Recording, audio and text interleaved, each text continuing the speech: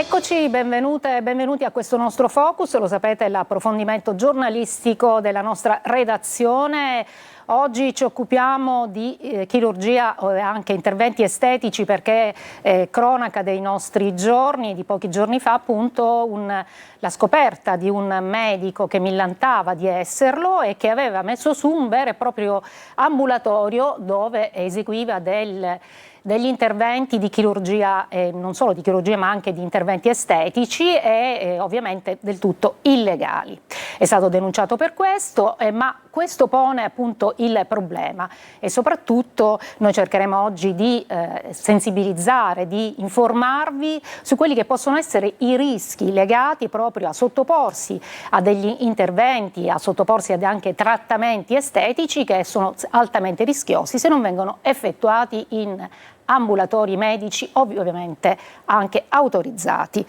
Per questo vi chiedo anche se lo ritenete, perché abbiamo degli esperti in studio, lo sapete, la nostra linea WhatsApp è sempre aperta al 342 74 55 005.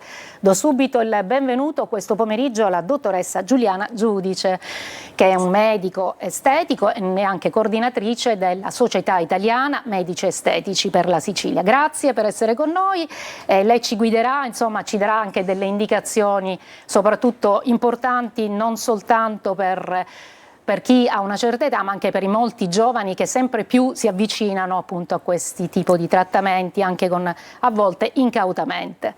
E poi abbiamo anche con noi l'avvocato Floriana Pisani che è la coordinatrice dell'ufficio legale a Studenti di Catania. Grazie, benvenuta anche a lei. Buongiorno a tutti. È una presenza anche importante perché ci dobbiamo difendere spesso da appunto questi, come lo dicevo prima, coloro che si spacciano per professionisti, diciamo così, non diciamo medici, diciamo professionisti appunto in campo estetico. Un settore, un campo che è sempre più richiesto perché come dire, la corsa a essere sempre perfetti, sempre belli, sempre performanti, purtroppo sta anche inducendo molti a cadere in vere e proprie trappole, in vere e proprie truffe, allertati magari da condizioni economiche favorevoli, come era in questo caso scoperto a Catania appunto. Dottoressa, cominciamo subito nel dire innanzitutto quali sono i rischi per la salute quando ci si sottopone appunto a interventi così, fai da te, diciamo. Allora, innanzitutto quando parliamo di medicina estetica parliamo di medicina, quindi nulla a che fare con quello che è, seppur fatto bene, le cure che sono appunto le cure estetiche, quindi non ha nulla a che fare con l'estetica. Quindi parliamo di atto medico. Questo caso che appunto ho citato da lei sicuramente non è un atto né di ingenuità né di leggerezza, è un reato, appunto si chiama abusivismo sanitario, quindi è un reato sia civile che penale. Sicuramente quando un non medico esegue un trattamento o meglio una terapia infiltrativa, ossia usa un ago e inserisce delle sostanze, mette in pericolo la salute di una persona che, come ha detto lei, oggi sono sempre più giovani, sono sempre quelli più giovani che afferiscono appunto a questi tipi di terapia per migliorare il loro aspetto esteriore. Quello che mi preme dire sicuramente è che quando una terapia, la chiamiamo terapia perché è un atto medico, oltrepassa quella che è la barriera medica, entriamo nel campo medico perché passiamo attraverso un sistema vascolare complesso, un sistema nervoso complesso, sono anche compartimenti anatomici particolari e non sono mai tutti uguali da paziente a paziente, quindi è necessaria un'ottima conoscenza anatomica, strumentale, ma dobbiamo sapere anche intervenire in caso di complicanze. Cosa si rischia quando non si affida un medico? Innanzitutto si può andare incontro a infezioni, ma anche a ischemia, ossia compressione di un vaso. Quando la situazione è ancora più grave, più complicata, possiamo avere l'occlusione di un vaso e si può arrivare a una necrosi. Si hanno anche dei casi dove abbiamo dei danni permanenti come cicatrici permanenti, sono stati segnalati dei casi di cecità a secondo della zona che andiamo a trattare, e ricordiamo anche come c'è un danno anche molto più profondo che è quello psicologico, che viene anche alterato in seguito ad un'anomalia. Soprattutto trattandosi magari di giovani, giovanissimi appunto che ricorrono. Io chiederei all'avvocato Pisani invece come ci possiamo difendere a questo punto quando scopriamo per esempio appunto che chi ha effettuato questo intervento non era abilitato, e soprattutto qual è l'iter, già lo accennava la dottoressa giudice, è un vero e proprio reato, un abuso della professione e poi tanti altri. Ci illustri lei insomma quali sono gli strumenti?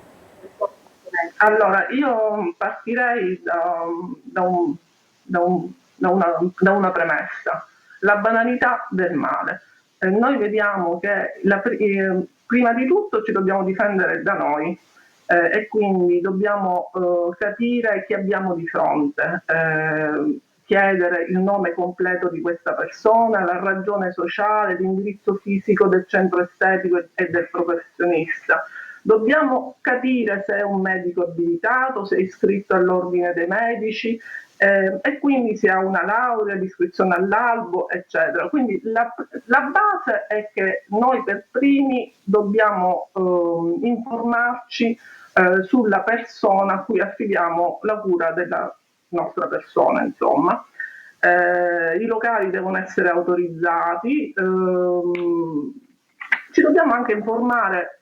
Cioè dobbiamo anche prendere se ci sono delle brochure, dei preventivi, dei messaggi, degli scambi di mail, degli screenshot. Per esempio in questo caso praticamente questo soggetto era, se non ricordo male, su internet e quindi pubblicizzava la sua attività su internet. Di conseguenza qui abbiamo anche l'autorità garante della concorrenza e del mercato che potrebbe intervenire.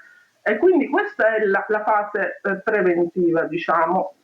Dobbiamo valutare anche la tutela dei nostri dati personali, quindi della privacy, a chi affidiamo per esempio le nostre fotografie, e dobbiamo capire se li trattano secondo diritto, perché altrimenti ci sarebbe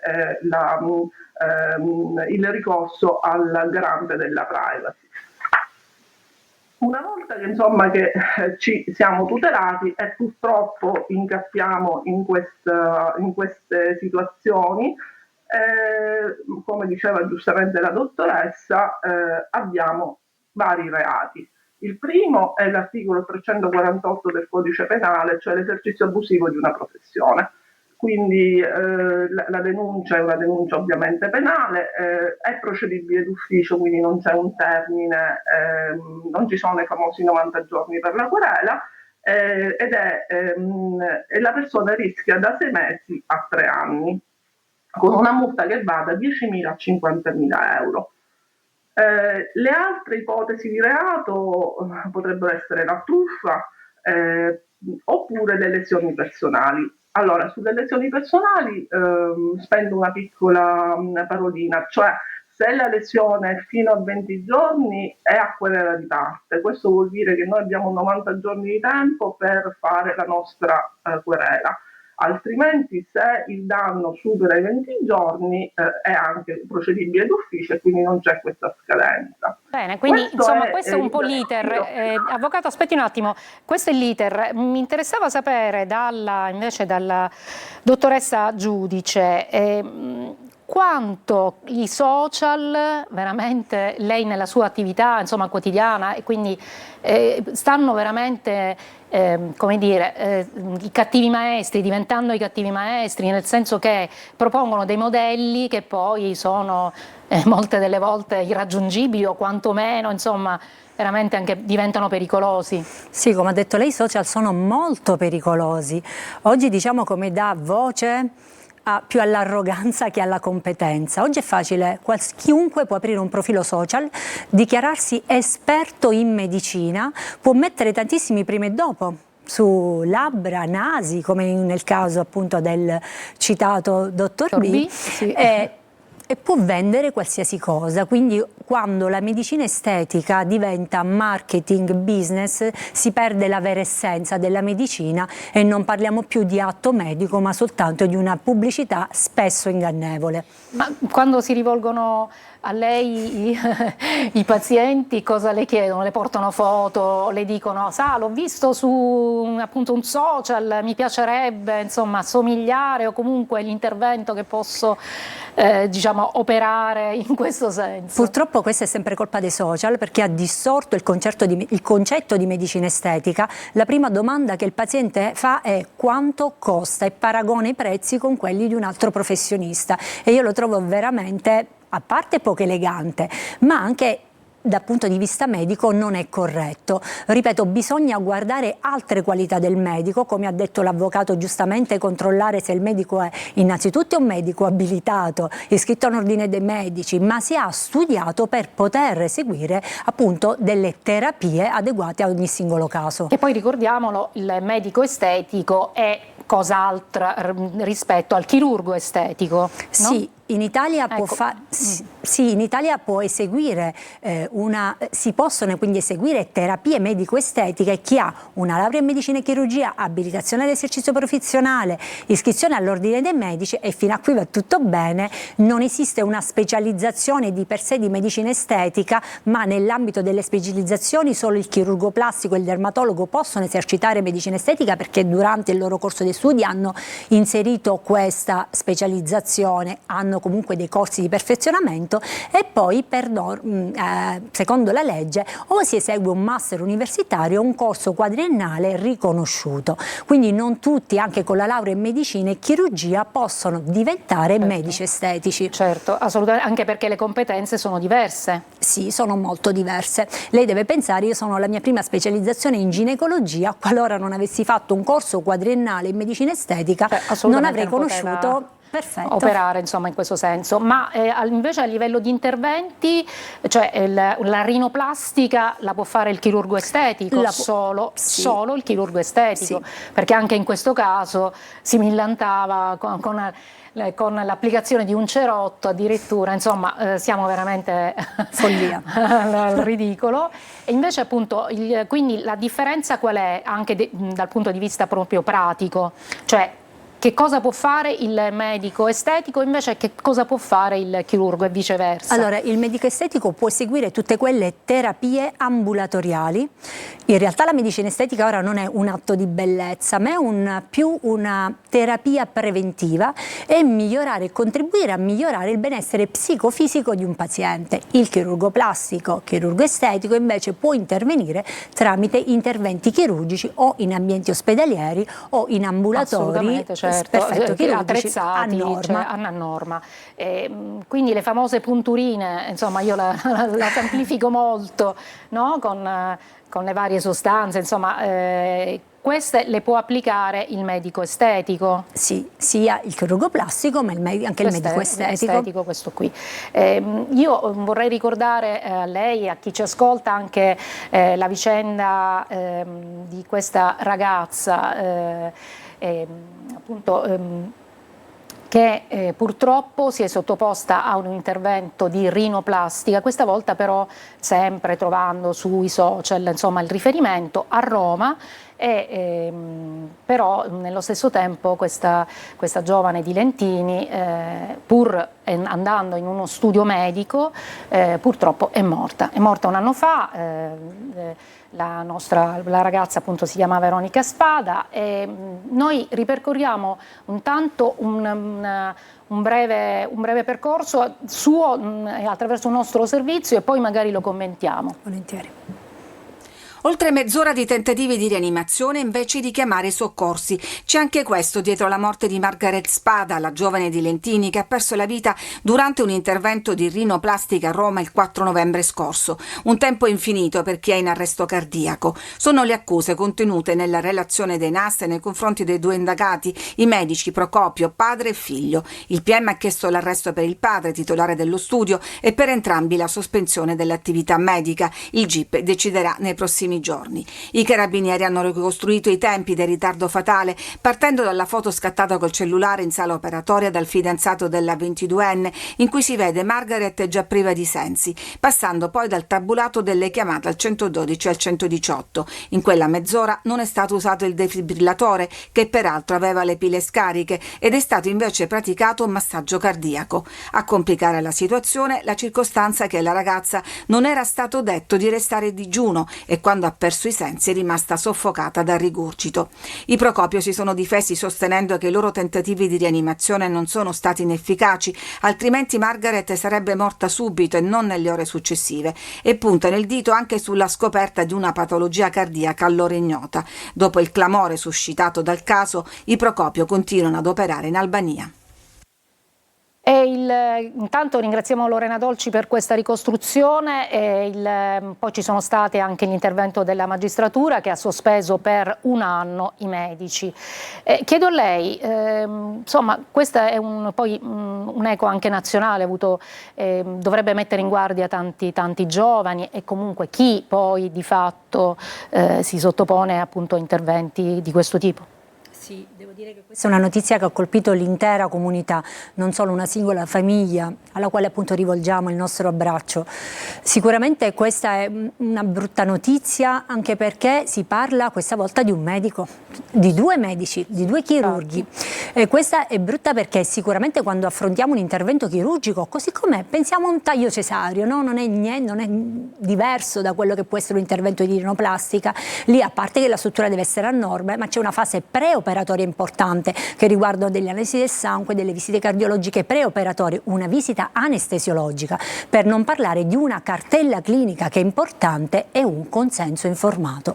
Che so che le indagini sono ancora in corso, ma quello che si accusa è anche la mancanza di tutta questa fase preoperatoria. Perché, insomma, è fondamentale perché poi di fatto insomma, è un intervento chirurgico a tutti gli effetti, quindi che necessitava di tutti questi step. Avvocato Pisani, 12 mesi di sospensione, dal suo punto di vista, lei che è un legale, insomma, come le sembrano? La giustizia ovviamente non è prudente, è stato prudente in questo caso perché chiaramente bisogna capire,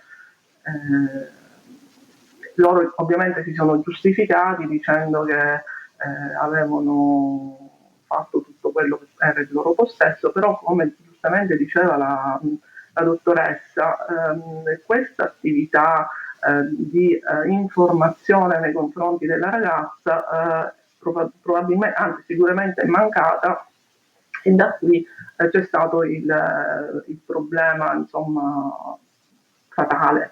Ora, da questo punto di vista, al di là della vicenda che ovviamente non possiamo commentare più di tanto perché è ancora sotto giudice, io suggerisco, insomma, la dottoressa non era particolarmente d'accordo sul fatto della richiesta del quantum, però prima di iniziare qualunque tipo di trattamento la persona dovrebbe avere un contratto scritto, qualcosa di scritto, una copia scritta delle condizioni, delle tariffe, delle informazioni precontrattuali. Fermo restando, stiamo parlando della fase proprio del contratto.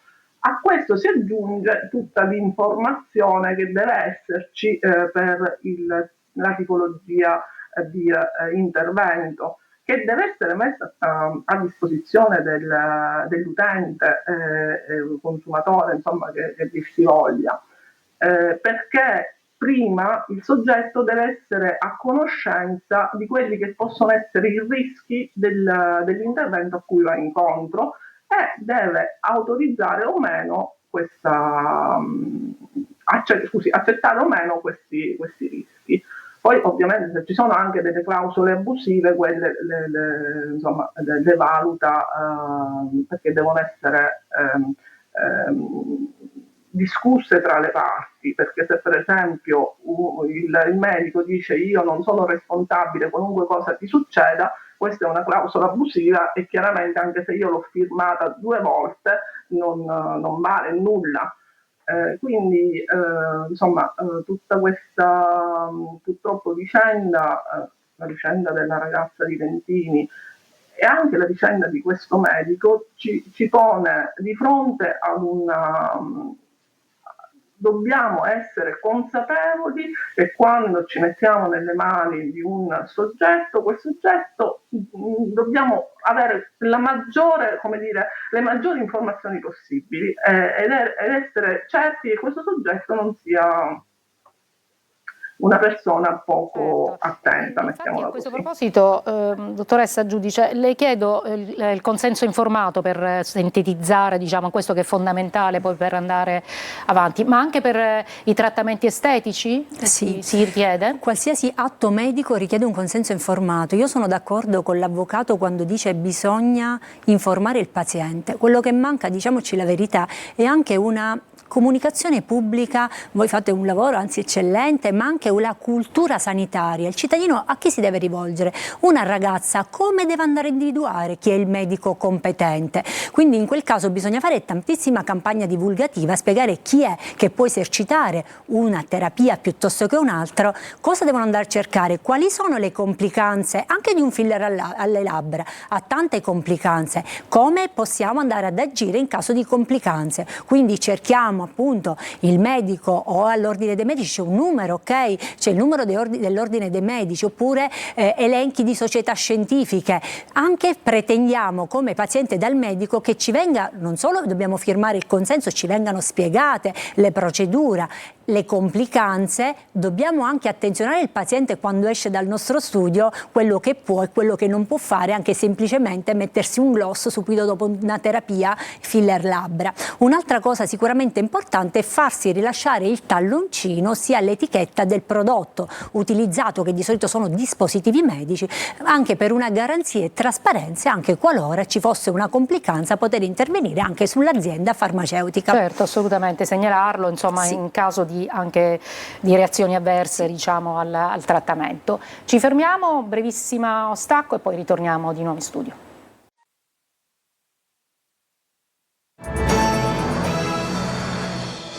Eccoci, stiamo discutendo, stiamo cercando di capire quali possono essere i rischi se non eseguiti in modo da competenti e soprattutto da persone qualificate, gli interventi estetici. Abbiamo pochissimi minuti.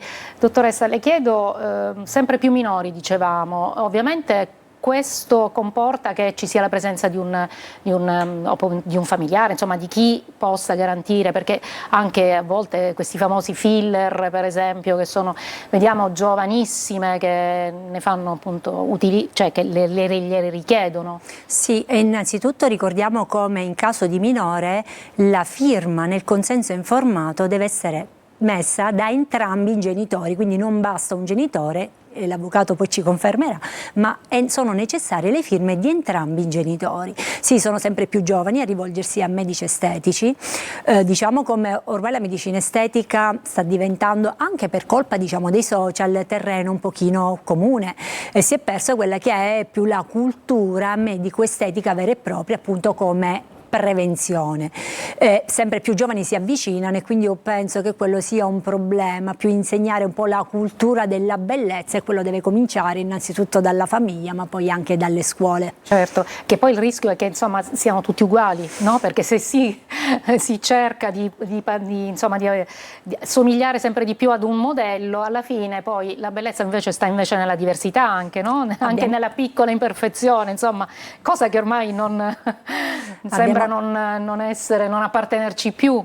Sì, abbiamo perso l'originalità. Quando dico sempre a qualche mio paziente che vuole qualche piccolo ritocchino, ricordo loro come è importante l'unicità, e a volte un piccolo difetto ci ricorda il nasino del nonno, il dentino della mamma, quindi essere unici oggi è più importante di essere belli e perfetti. Assolutamente. Allora, noi siamo arrivati alla conclusione. Io ringrazio l'avvocato Floriana Pisani del Dasso Esercenti, grazie per essere stata con noi, ci ha dato anche dei consigli come difenderci e speriamo insomma di essere sempre più pronti e più consapevoli. Grazie alla dottoressa giudice, grazie anche a chi ci ha ascoltato, alla prossima.